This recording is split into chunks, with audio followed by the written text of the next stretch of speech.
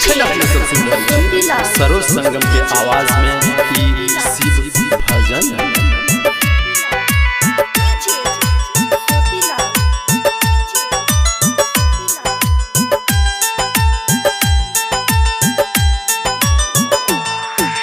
चारों धाम में खोजलो भेटल ने हमरा कतोयो। चारों धाम में खोजलो भेटल ने हमरा कतोयो। बसी कंकर कंकर में महादेव शिव शंकरियो। महादेव शिव शंकरियो। महादेव शिव शंकरियो। महादेव शिव शंकरियो। चारों धाम में खोजलो भेटल ने हमरा कतोयो। चारों धाम में खोजलो भेटल ने हमरा कतोयो। बसी कंकर कंकर में महादेव शिव शंकरियो। महादेव शिव शंकरियो। महादेव शिव शंकरियो। महादेव शिव शंकरियो।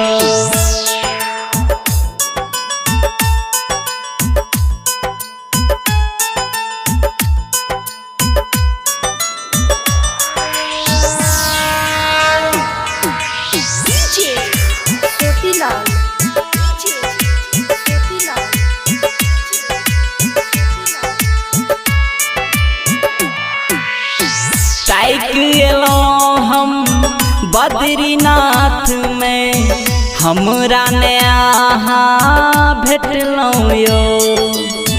केदारनाथक बात की कहू ओ तो ने आहाँ के देखलो यो। साइकिलो हम बद्रीनाथ में हमरा ने आहाँ भेटलो यो। केदारनाथक बात की कहू तो ने आहाँ के देखलो यो। हो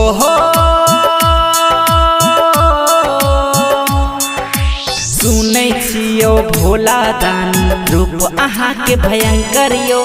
बसी कंकर कंकर में महादेव शिव शंकरियो।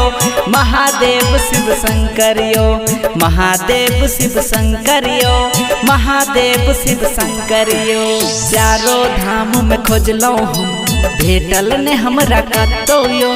बसी कंकर कंकर में Mahadev Shiv शंकरियो।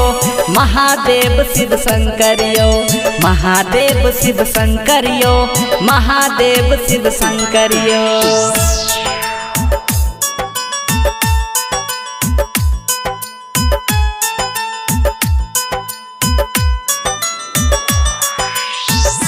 Recording by RR Music.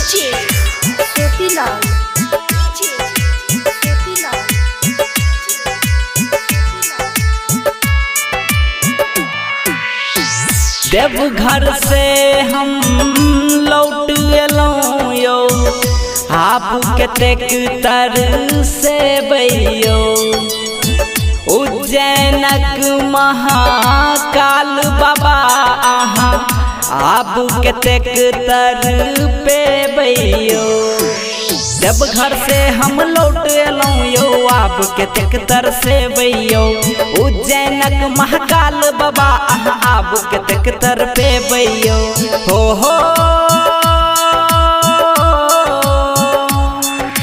Saroj राजा विनती करे सुनियो अर्धनारीश्वरियो। बसी कंकर कंकर में महादेव शिव शंकरियो। महादेव शिव शंकरियो। महादेव शिव शंकरियो। महादेव शिव शंकरियो। चारों धाम में खोजलो भेटल ने हमरा कतोयो। बसी कंकर कंकर में महादेव शिव शंकरियो। महादेव शिव शंकरियो। महादेव शिव शंकरियो। महादेव शिव शंकरियो।